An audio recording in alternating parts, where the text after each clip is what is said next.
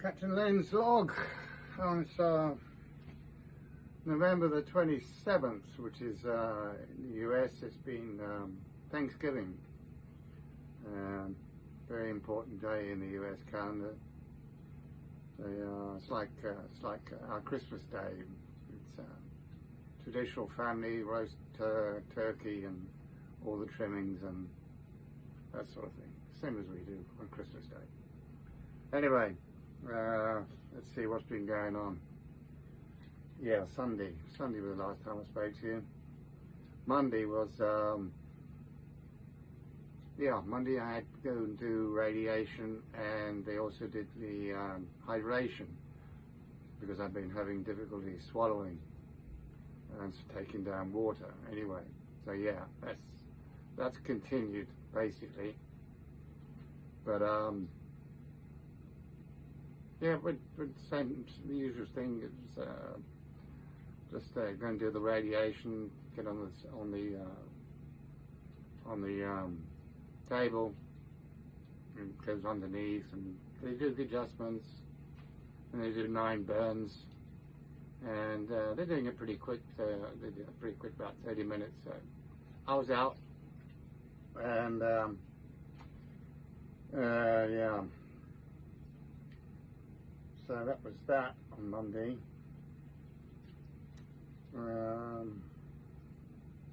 Yeah, Tuesday.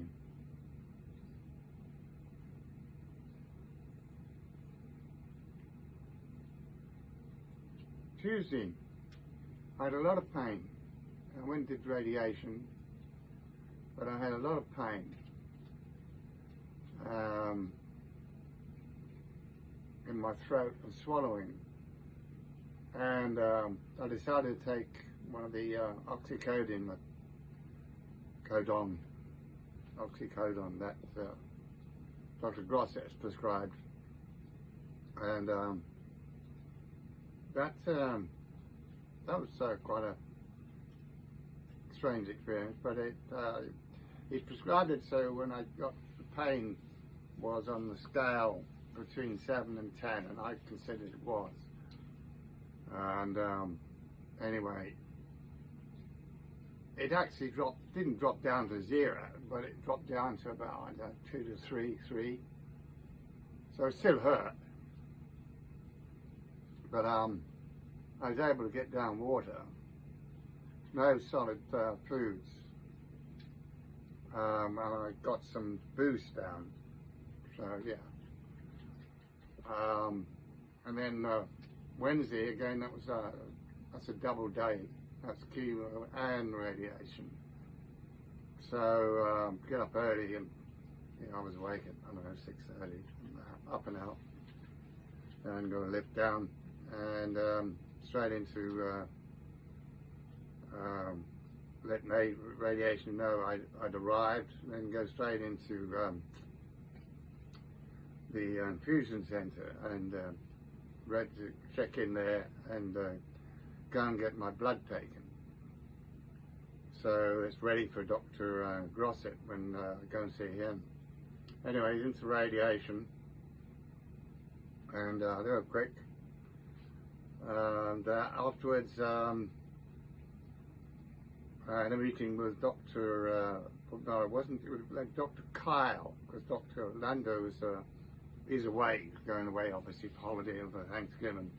With Dr. Kyle, his partner, and much the same. We discussed the radiation, and he was asked him about. Of course, we're coming towards the end now, and he says that he discussed the throat and what have you. And did he give me no? He changed the prescription. Oh yeah, he wanted me to take an extra acid. That's it, an extra acid tablet, pyridoxine, something like that. Anyway, so but that was that, and I asked him about what's the aftercare sort of treatment, and he said, well, we're going for a what do they call it? we're going for a curative approach, and so with the radiation and chemotherapy.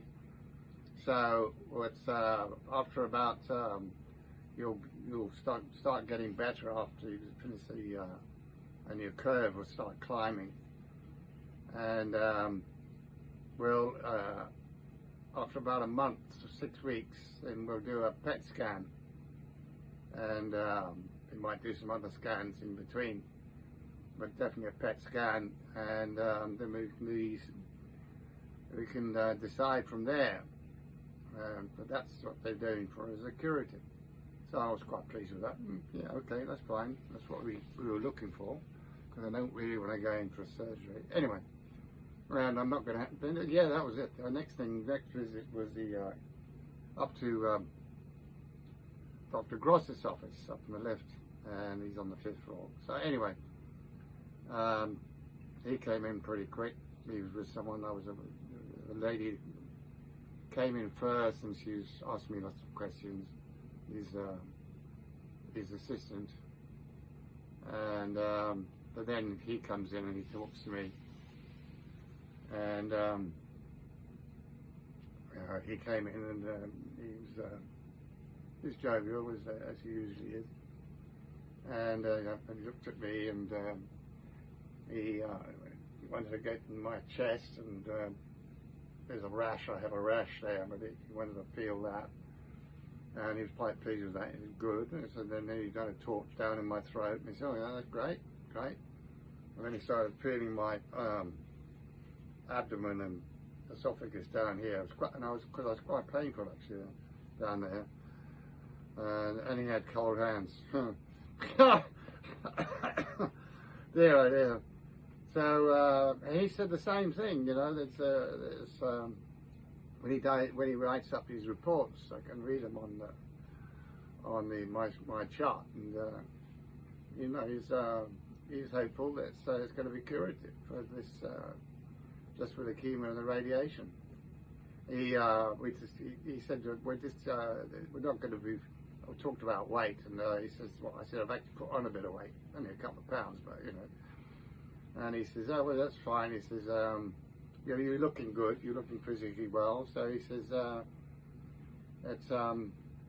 we won't need to do any tube feeding. So that's good. I didn't want to do that anyway. Anyway, so that's about the summary. And today, well, I haven't taken any oxycodone. I took 3 when I started taking them. You have to take them every 6 hours. They're the high thing. They release it all immediately.